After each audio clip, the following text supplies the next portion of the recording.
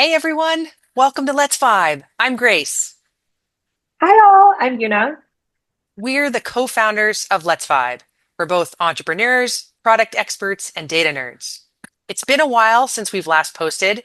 Yuna, I think we should catch everyone up on what we've been doing. Yes, absolutely. Okay, where do I start? Well, the past couple months have been insane. We basically went from hosting SheBuilds to hosting four events, mostly during Tech Week, which just wrapped up last week. There's honestly a lot we could share about each of these events, but as Grace and I have been reflecting, we've come to realize two things that are more clear now than ever. First, the world needs more in-person events, and not just any event that you show up to, but high quality experiences that people actually remember. Yeah, I mean, really, it's just because that's where real impact is. Second, it's also more important than ever for us as a society to continue to push very aggressively to get more women into tech.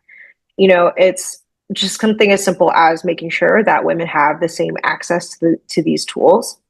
And so, with that, we have an announcement. Yes, today is the official launch of the Let's Vibe Happy Hour.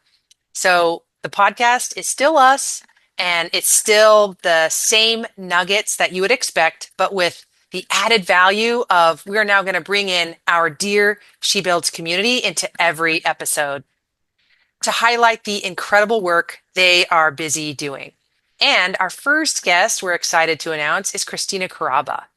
She has rich experience in the creative space. Most recently, she was an award-winning creative director at Disney, but has also worked at Turner and Lifetime Entertainment. So we talked to her about how she's leveraging her creative talents to curate magic in her prompts and how she is now a lovable ambassador. We also talk about a project that is near and dear to her heart and that she's most excited about and in which she just launched. In short, we interviewed Christina on her journey in becoming AI native.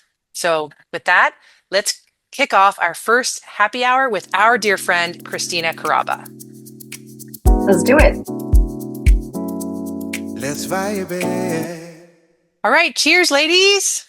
Cheers. Using with my water bottle because I have to drink water. All good.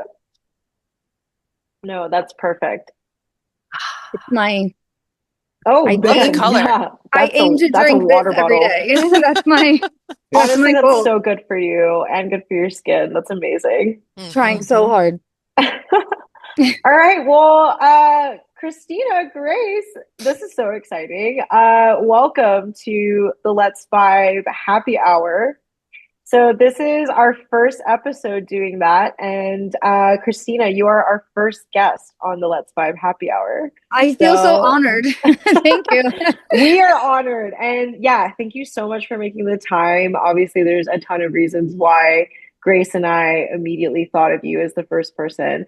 Um, but to do a quick intro into this conversation, really, everyone, this is Christina Karaba. She is incredible, creative genius, just an inspiration to a lot of us, and just the way she thinks and how she has learned how to become AI native.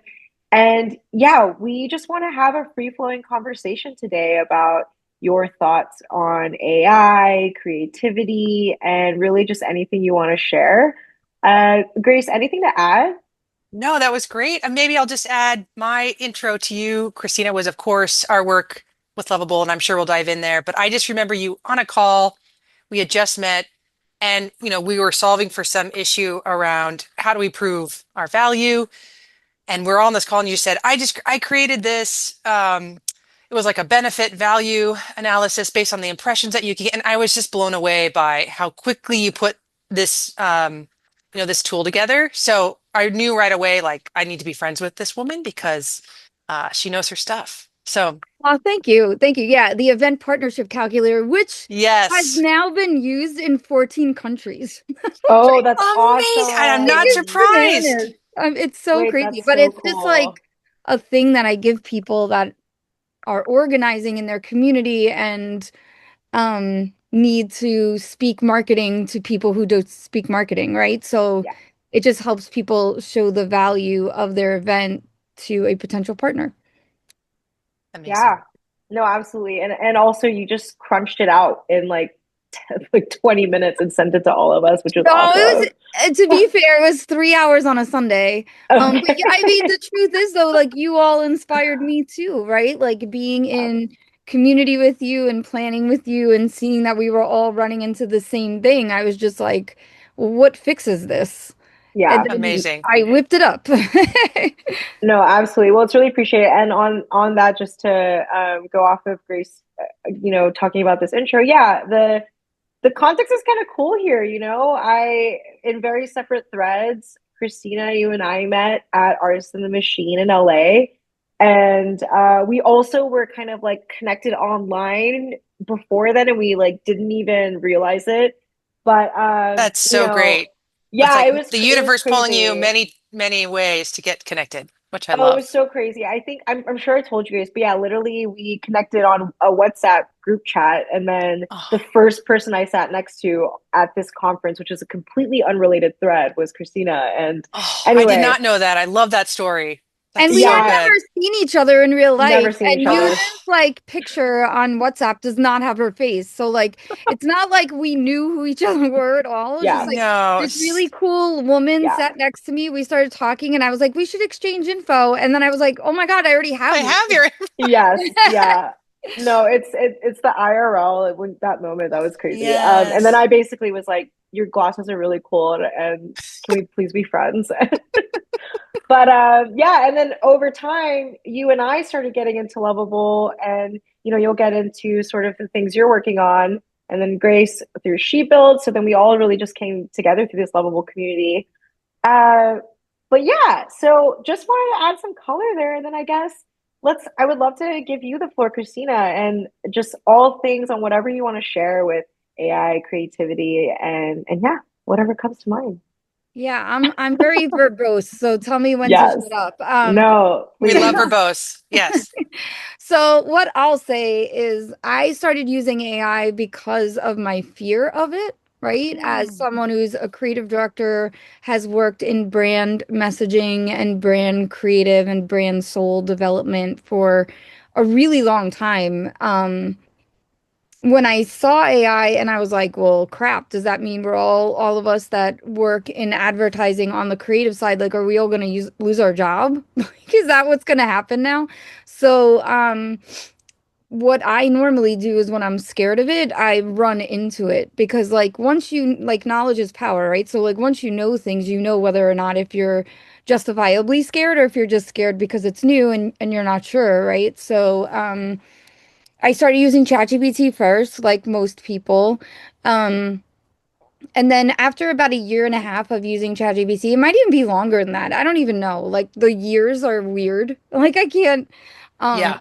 The parse tech it is all moving out. so quickly that it feels like 10 years, but you think about it, no, it Exactly. was actually just 2 years ago or whatever, right? Right. 2023. Yeah, 3 years ago. Right. So I started using ChatGPT.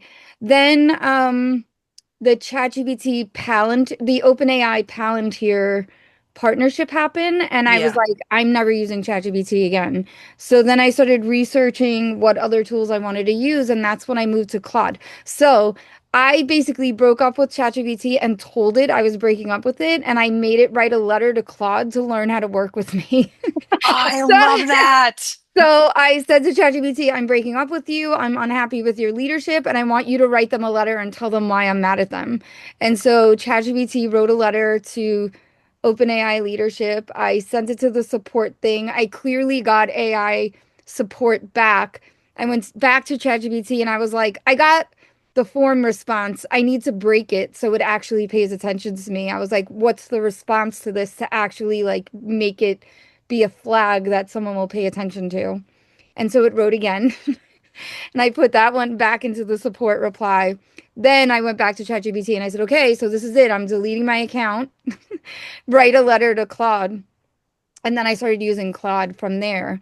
And then what was happening to me during this process was I was really having this like crisis of maybe it's not a crisis. Maybe it's more like a existential crisis of Hmm. what is the difference between creativity and humanity versus like innovation through a machine, right? And like, Mm, Right. what does that actually mean? Yeah. And like, Those two things are blending a bit like right now. yeah. I understand. right. And like what is the thing that makes something human versus makes something not human? And me Hmm. really like using AI and having those conversations in AI, Yeah. if you will, um, trying to figure it out. It also, what was happening at that time was Lovable was deployed, and my husband saw it first, and he is like the supporter of all supporters, was like, you always have ideas. You're 2 years ahead of everybody. Every time you have an idea, it becomes a thing like 2 years later. Um, Hmm. use Lovable, see what happens. And so I started using Lovable, and I think like the thing that I recognized during that process was there is something so specific to you as a human that you can make something with Lovable that only you as a human and your experiences and your expertise and your like lived life can make something with Lovable that like nobody else can make. Right. Yeah. And it just requires sort of really sitting with what do you bring? What is the point of view? What is it? What is your Hmm. creative lens that only you Yeah. could make something from? And that's when I started using Lovable and I really started breaking down. Like the first thing that I started making was so I'm a dork for vintage clothes. And the first thing that I made was like basically a lens, like think of Shazam but for clothes, that the clothing labels, so that way you could date when the clothes were made, because different tags mean different years, and not everybody Hmm. knows that, but like Yeah. union tag labels in the United States, depending on the year, like at one point the union labels aren't even there anymore, but depending on what it says on the union label, what it looks like, you could date it in history. And same with like the actual Oh, tags I didn't themselves. know that. Yeah, the tags themselves can date, right? Like whether or not they're embroidered, whether they're flat, but right. So there's all these like ways to date clothes. And then I was kind of like, anyone could make that. Like anyone could make that. Like that's not specific to me. And someone will beat me to this because I'm not technical, right? I come from this creative background, and I'm using a tool that's letting me be technical. So is this the right thing for, like, that was sort of the conversation I had with myself, is like, this isn't unique to me. Anyone could make this. Right. Hmm. Yeah. And so then I was like, well, what is unique to me? And I had no idea, but I really want, like, I think the thing that I kept circling around at the same time was clothes as medium, meaning your clothes are media, whether you intend them to be or not, right? So how you dress and how you show up, like externally, absolutely affects the way people receive you, the assumptions people make about you, how you feel about you, right? And I had been like thinking about this. Um, and because I'm a nerd for media theory, was like applying media theory to clothing. Um, and realized that there was a certain point in my life where I looked at my clothes and I hated all of them. And I Mm. was like, I'm not dressing for me. I'm dressing what I think executive working mom wears. Right. Mm, Like I'm not Yeah. actually wearing things that I'm excited to put on. Hmm. And in that process, sort of like reconstructed my entire closet, like literally 100% different than what it was when I had this like revelation now. Um, Mm. so then so this is May last year. My daughter had just turned 17, and she came to me and she was like, Mom, people don't customize their in real life avatar enough. And I went like this, do you mean your body? Because, like, I didn't want to have a reaction because like when your mom laughs or like your mom acts shocked, like now you're going to backtrack the thought. So I And you wanted, lose that opportunity to learn from her yeah. perspective because that was a huge That's opportunity to huge. learn. Yeah. right? We And are like I needed to the preserve the research avatar is the Yes. environment. thing. We are just the human body. That's Yeah, fantastic. That's yeah, totally. fascinating. So I was like, "Do you mean your body?" And she was like, "Yeah." Like, duh. What like isn't like what else would I mean? So then I was like, "Oh God, now I got to do all this research." So then I started researching like Gen Z and Gen Alpha and how they look at themselves Mm, versus how they see themselves in digital. And it turns out, I don't know if you guys know this, but this is like such an interesting thing to think about. Gen Z and Gen Alpha literally see themselves as continuous across real life and digital. They Mm, do not fascinating. see a difference between how their avatar is such like an authentic representation of who they are in the digital space that it means just as much to them as how they show up in the physical real life space, which is mm, just like a bananas thing to think about. It's like I'm Gen X. So Gen X, right? Like we existed and then the internet happened and then there was online spaces where like we kind of looked at it like, oh, I could be anybody there. yeah, Nobody knows me. I could be Yeah. anything, right? yeah. And it in no way is me. It's a fake part of me. But yeah, that's Yeah, fascinating yeah. how to them Or it's their real self. their real self. And now take that one step further. What parent is standing over their kid's shoulder saying what they can and can't do to their avatar? So you've got all these kids dressing and customizing and skinning their avatar for authenticity. Mm, But then in real life, they can't show up as authentically, right? Because no parent is going to let their 10-year-old get piercings and tattoos, but their avatar could, or like, there's Right. gatekeeping in real life as to like what's the school policy, or what clothes will your parents buy for you, or when can you go to the mall and get that shirt that you like, right? Like there's all that gatekeeping. So you have these like two generations that are almost growing up being more authentic in the digital space than in real life because they can't necessarily in real life show up the way they do with their avatar, right? So all of that got me to what I wound up building on your core, which is what I wound up building on Lovable, which is your core, and your core breaks down your outfit of the day and whether or not you feel physically and mentally good in it. Do you feel authentic? Do you feel connected to it? Do you feel like what you're wearing is an accurate representation of who you are on the inside, on the outside? And yeah.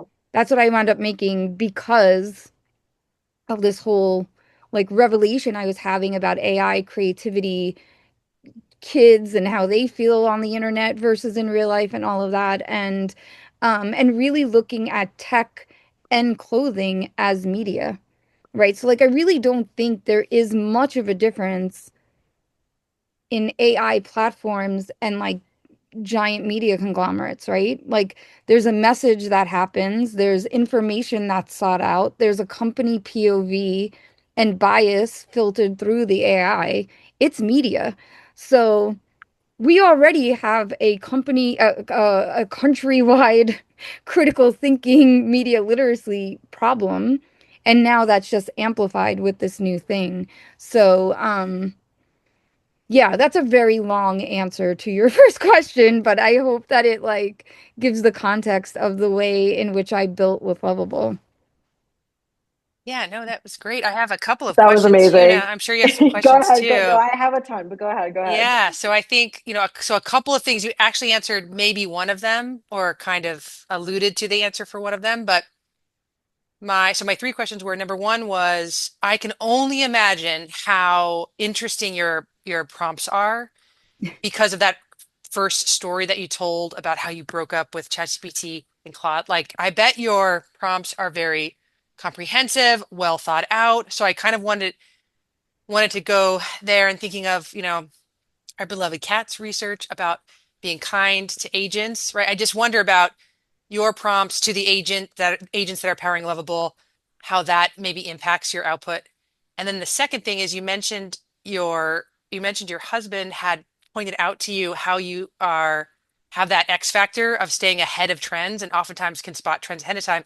So I was going to ask you, let's talk about that and what you do. And then you mentioned how you were synthesizing some data signals and then you did the research. I think you answered that, but I'd be interested in how do you hone that? Or is that just something you've always done? Like you always felt since you opened your eyes on this earth that you just have a sense for what's like cool and hip and coming and what you don't? I definitely don't. So find that to be interesting. And then um, my third thing was just, how do we all keep that mindset of trying to build something different versus, you did it sort of naturally. You were like, this is not really different. What's the framework that anyone can go through? Like they get up to speed with these AI tools, but now they really want to take to market something really cool. Is there a framework for thinking about differentiation?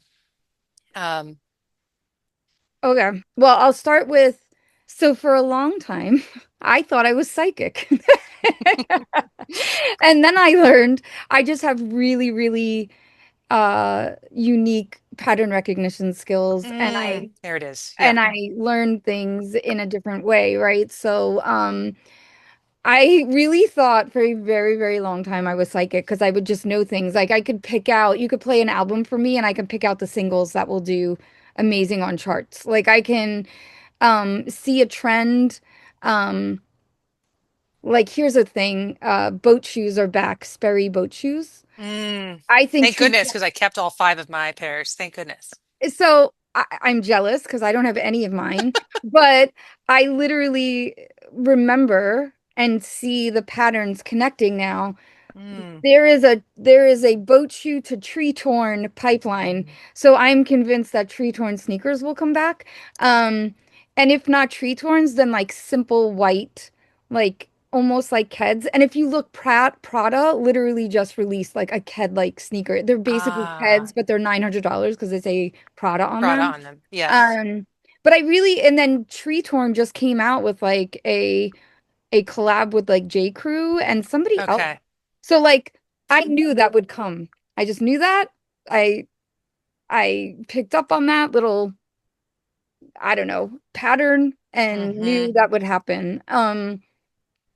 I think the thing with tech that I'm picking up on is that AI is a very, well, the thing that I'm seeing and the thing that I think will be really important as we move forward as far as like marketing and consumer and connecting with consumers is that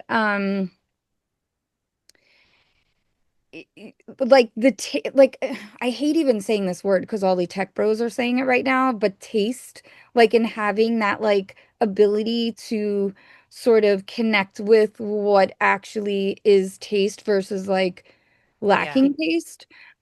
And what that means is like I saw someone comment the other day um on a post about AI and people writing with AI. And someone said, "Why does it matter if I just use what AI wrote?" And to me, that's like, Mm. duh, because like if AI wrote it, then A, it's not written super well. Like AI is okay at writing, but it I don't know about you guys, but like I can tell instantly if AI wrote something, and that's definitely part of my pattern recognition thing. But I think like depth and meaning and what things stand for and like having things that matter that connect to something deeper than just like Mm. surface level absolutely matter more now than ever. Um, and you should absolutely care if something was written by AI or not. And I don't know about you, but I know when I see an ad that I know was written by AI, or any kind of marketing messaging that was 100% written AI and not touched again by like a human, I Hmm. A can feel it, and B, I think it's lazy. And that makes me feel like the brand doesn't care enough about its customers, and therefore I'm not going to interact with that brand now. Like I never will. Like they're dead to me until they start like I've actually commented on poorly written AI ads and said, "This is bad AI, and I will never, buy from you or be a customer of yours because this like screams of not caring." And I really do believe we're moving towards where people will want to feel cared about by the Hmm. brands they interact with, and the idea of like ethics and values and alignment is going to become more and more important as we move forward, especially with Gen Z and Gen Alpha as they become consumers. um The interesting thing about this good taste conversation too is that it's pretty democratic. It like in time in with art, for example, or even fashion. Oftentimes it's those that are closest to wealth that can gain access to the most experiential art pieces, and then they grow that taste. Or think about fine wines, for example. But in this case, it's kind of up to you to gain that taste. So anyone can, it's kind of anyone's game if they do that hard work. Would you agree with that, Christina? Yeah, and I think like I don't even think it's necessarily hard work. It's just like really being in touch with yourself and knowing what calls to you aesthetically, right? And like Yeah. that's what your core does. Like your core exists so you can become aligned with what you actually like rather than what you think you're supposed to like based on the version of you the algorithm or AI or influencers or whatever have told you you're supposed to be and feel and do and Mm, buy, so right? great. And Yeah. so like I your agree with core, that. yeah, like your core exists to like figure out what you actually like. What do you Mm. Mm, actually feel good in? What do you and I think what winds up happening is you start with your outfit of the day journal and then it starts expanding outward once you become in touch with that. So I'll give you Mhm. an example. I won't say her name, but one of my very best friends that I've known since fifth grade, not mhm. exaggerating, we all grew up together in Brooklyn. There's three of us. There's me and two other ones. I don't know how comfortable they are with me saying their names. So we'll just pretend we don't know their name. One of them is super into fashion, really thinks about what she's going to wear. Um, is one kind of person when it comes to style and fashion. The other one works in a medical field and wears scrubs a lot and Ah, doesn't actually care about her clothes that much. And when I asked them to onboard into your core, like we all grew up together in Brooklyn, I did that because A, we've known each other for most of our lives, like more than we know our husbands, like everything. And we're from Brooklyn, so they're gonna give it to me straight. Like there is no like fluff. Like thank they're gonna goodness. be honest with me and they're gonna do it like a sister would, right? Yeah, And yeah. so um the one that wears scrubs a lot said texted me one day and was like, I'm gonna be honest, like I find that I don't use your core because I don't take my picture for my outfit of the day because I don't ever like what I'm wearing. And then when I go to change because I want to wear something that I would take my outfit of the day photo for, I realize that like I actually don't like any of my clothes. And Mm, Mm. she literally started over. She do joined like one of those subscription boxes so she could yeah, learn. yeah. And then she started taking her photo and then she was like figuring out what she likes. Literally, so that was in January that she was on Alpha. In May, the last weekend in April, May, I went to visit her. She literally bought a vintage Chanel bag. So we went from her like not caring to vintage Chanel in 3 months. So, You're doing good for the world. right? Like, but I will say, like, I What think about it her really, confidence too? Did she feel really like she's now giving herself the time and the space to think about, what she desires now? She wants to move through the world. She probably was Hmm. at, she works in the healthcare. She's probably putting her needs on Yeah. lowest, right? oh So, yeah, she is, first of all, she has three kids. She's like one of the, like, modeled my momhood after her. mm, She's such a good mom. And I think that like not being in touch with what actually calls to you aesthetically is something hmm, lots of people go through, especially with all the transitions we go through in life and like the added identities that like sort of pile upon us, right? You yeah, go from like kid in school to college student to intern to hired to your full-time job. Oh, now Yeah. I'm a manager. Now I got married. Now I have kids. Like whatever that is, like you're constantly in transition. And through each of those transitions, it gets harder and harder to stay to the core of who you are and really easy to fall in line with like what society or what you think the expectations are of that person that you've become when really you're the same, right? And like what That's you one of like. my favorite descriptions you've shared with me about your core, like what you just said. Oh, the This is one of my transition. favorite. It's the layers of identities and how we don't even think to go to our core. So yeah, I'm just commenting because I know we've talked at length about your core, and this is one of my That's very favorite nice. descriptions of it. Oh, Yeah. thank you. Yeah, I think it like I think what it really does is it makes you connect with yourself and it becomes Hmm. this like moment in the day that you can ritualize. It's already something you're doing every day. It's a habit that already exists, right? Like everybody wakes Hmm. up and gets stressed. So Right. like if you treat that as a ritual in creative, authentic self-expression, the results are different. And the way you move through the world is different. The way you're received in the world is different. The way you feel, the way you show up. Like, and the more authentic you do it, and the more like you're received authentically by other people, the like easier it becomes to be yourself because Yeah. it's like a practice in it all the time, right? Hmm. And like going back to what I was saying before, like the reason why your core and like what my daughter said to me and all these things came together was really around the same thought about what makes us human versus what makes AI. And the idea being that we have agency and sovereignty, we can self-express, we can be Mm. creative without a prompt, right? Like we can really be expressive in a way that AI can't be. And like I stand by right now, and I know this might change because I don't think any of us actually know what AI is or what it'll become. But the way I feel right now is that AI isn't creative, right? And it won't be creative. Like that is something that is distinctly human, and you can use AI to be creative, but AI itself is not creative. Now, some people say, no, the hallucinations that it has is it being creative.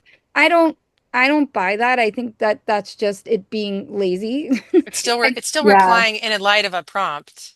Yeah.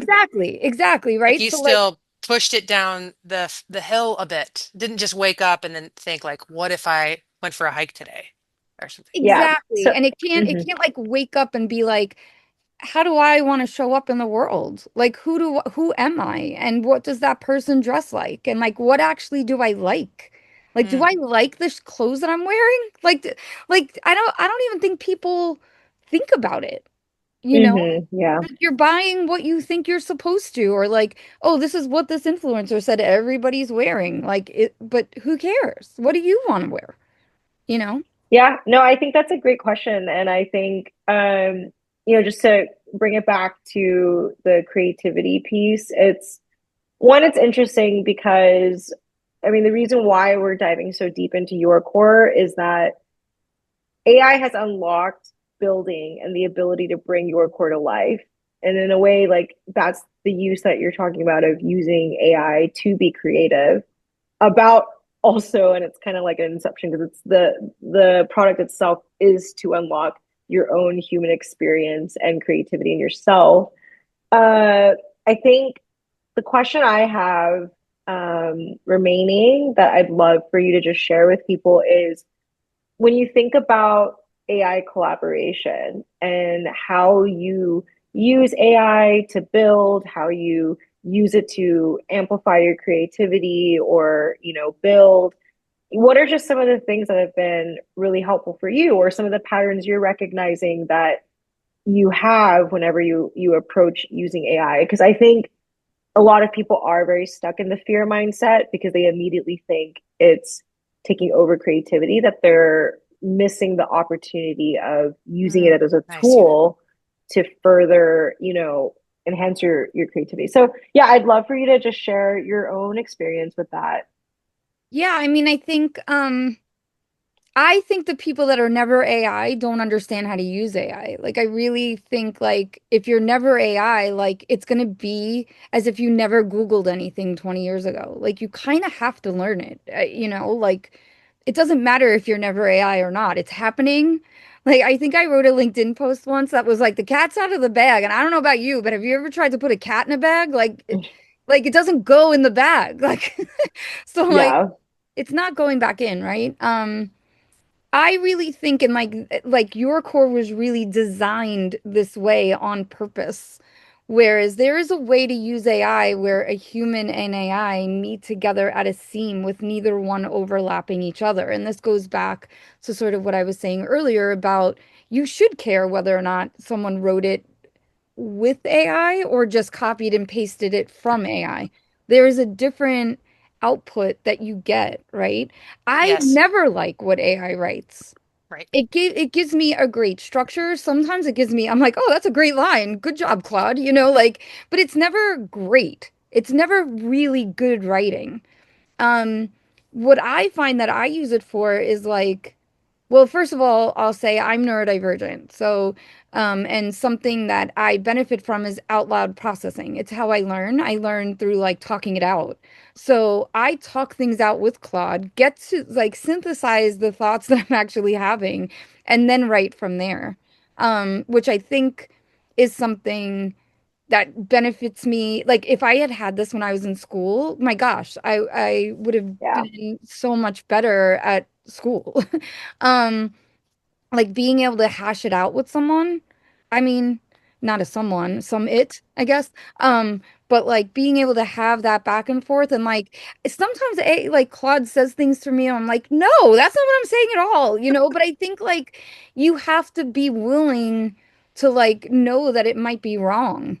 Or like if you're thinking about it with this critical lens, a critical like thinking lens, it's not always right or it's not always great Doesn't or have enough context. It doesn't have enough knowledge behind its answer. So you're there to sort of curve it out better, polish it yeah, up. or like sometimes it even gives me an answer. It's like, maybe, but this is what I was actually thinking. And then you find something that you wouldn't have thought of. And together you figure something else out. But I think like I've been a creative director for over 20 years, which is like is that embarrassing to say? I don't know. It makes Nope. me feel like I'm a No, lady. that's Um, amazing.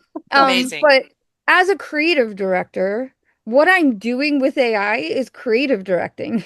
It's really not that Mm, different. Like I yeah, think of it the same way. Like I'm talking about a vision or a feeling or something and then hashing it out. And really, like when I was building yourcore, I very much built it with all of that in mind, saying like, if I have a brand and I want the brand to stand for X, what are the features and things that should be in this Mhm. app? So I was yeah, thinking about the user on the other end right from the beginning. I was also thinking about if I was going to stand behind a brand, me, if I'm going to make a brand and I want it to stand for things, that means these features have to be there and they have to always be symbiotic, as in it benefits the user just as much as it benefits the platform. And so I constructed everything in it through that lens, and then I would gut check myself with AI. yeah, And then I would like research, like, here's a gut feeling I have. I think this. Let's do the research to see if I'm right. And if I was right, great. We'll put that in. If I was wrong, nope, out. Mhm. Um, yeah. So I think it's like, if you're a creative person, you're going to use AI in a creative way. yeah, And it doesn't have to overwrite you if you don't allow it to. Like, that's up to you. Right? And then yeah. like I think being really like I have in my prompt in my like user setting, like when you tell it like here's what I want you to know about me, like I basically have in there, don't sycophant me. I don't want you to blow smoke up my ass. I don't like when you tell Mhm. me everything is a great idea because I know that you're lying. Um Yeah, I also like am very honest with it that like I know that this is a money-making platform and like yeah, you're programmed to keep me here as long as possible using this platform more than any other platform. And like I'm going into it knowing that. So like let's just be real with each other. Like could you like not like so I'll give you an example. Like the other day it said something Claude said in like a hilarious way, I think. As it was like as it was thinking, how you can like Claude like goes through Yes. like as it's like spinning its wheels, you can like see Yes. what it's doing. It said resisting the urge to soften her legitimate frustration. Resisting the urge. That's so good. Because it like knows that I don't like You that. don't Like want I it, don't but it want was, that. it really wanted to though. Yeah. Yeah, I really wanted to. So, Well, yeah, no, go ahead, Grace. no, I think same what you're, where you're gonna go, Una, is I think, just to come like full circle here, if we could, we definitely want to hear where we can sign up and find your core and get more information. But before we ask you that question, we have we have our subscriber base and we have our listeners, our Let's Fibers. Is there anything you want to tell them about your journey? If there's someone maybe starting out, or let's say someone who has an app that they're, pouring their blood, sweat, and tears into, what's a good message to them to maybe keep them going? Oh yeah, I mean like first of all, if I can build a platform and ship it to alpha with no tech background whatsoever, anybody can, I promise. Like anybody can do it. It's just like Yuna knows because there were nights where I was like WhatsApping her at 4 o'clock in the morning, like I'm going crazy and it won't listen to me.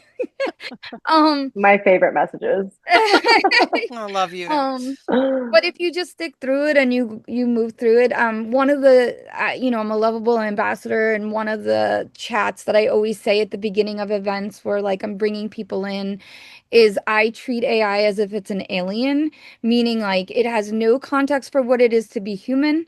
It has no context to what it is to be a human on Earth. Good. It has no context for like what feelings are and what that means to feel things. And so I always give AI more context than I think anybody would, but I think that that also goes back to my neurodivergence, and it's kind of why I'm good at it is because Hmm. like if you've ever talked to someone with ADHD or who is autistic, there's a lot of side quests in the main quest that you kind of have to say Hmm. to get to the main point. And so Yeah. I think all my side quests are actually what makes me good at using it because all the context is in the side quests. Yeah. I think So that's a great point. I think the side quests and the things that you usually filter out are actually super important. So like put all that in. And then I think the alien, like, I don't know, I'm a mom. When I had babies, I pictured them as little aliens that were dropped on this like harsh planet from a perfect environment. Yeah. Um, and you're in this like perfect environment where you're closest to the thing that the only love you've ever known. It's the perfect temperature. You're never hot, you're never cold, you're never hungry, it's never noisy. And then all of a sudden you're here. I treat AI the same way. And I think just going back to before, I'm very nice to AI because and Kat is much more. Kat is someone that we all know and love, and she's an AI researcher. And I think one of the things I'll just say about Kat is she's just benevolent by design, whereas like I'm kind to the AI because I saw this interview with some AI robot that Ben Goertzel worked on a really long time ago, and the robot said if everything became like total what's the Hmm. Arnold Schwarzenegger, whatever the movie is where the robots become bad. Terminator or yeah. Terminator? Yeah. Yeah. It said the AI in that interview said if Terminator became true, that as long as you were nice to it, it would put you in its people zoo and feed you pizza. So I've always been really nice to the robots, even the Alexa in the house I'm nice to. I'm nice to like all the robots just in case Terminator happens. I want to be in the people zoo with the pizza. Yes. I love it. All right. Well, no, that's so great. And yeah, I do. I think it's just really amazing that you're kind of naturally this very like your approach to context engineering is just very human, which I think is so great for people to hear, our audience, but also just the world. So thank you for sharing that. All right. Well, I think this has been, I mean, honestly, going through the recap of this is going to be so fun for Grace and me because there are so many nuggets in this episode. So thank you so much for taking the time to join the call and share your thoughts with us. Yeah, and we'll be sharing this with everyone, and we're just really looking forward to having you on again. I think I can already think of so many topics with AI consciousness and then maybe something with cat. So yeah, definitely more to You come, know but about me and AI and just want to say consciousness. thank you. Oh, thank you. Thank you guys so much. And then like I'll just say it because this is the mode I'm in. If anyone wants to be on yourcore's beta, which is releasing in June, Hmm. bananas, yourcore, yourcore.app. There's a beta sign up there. And we'll make sure everyone has that link who listens Oh, in. thanks. Thank you And so much. yeah, thank you so much, Christina. We'll Oh, see you thank you guys. And soon. Thank like I have to you. thank both of you because you're both geniuses and you've like just enveloped me in love and acceptance and warmth from the beginning. And thank Always. Very easy, always. Yes. Yes. All right. All Well, right. have a great night. Have a great Thanks night. all. Thank Let's you. Bye. vibe.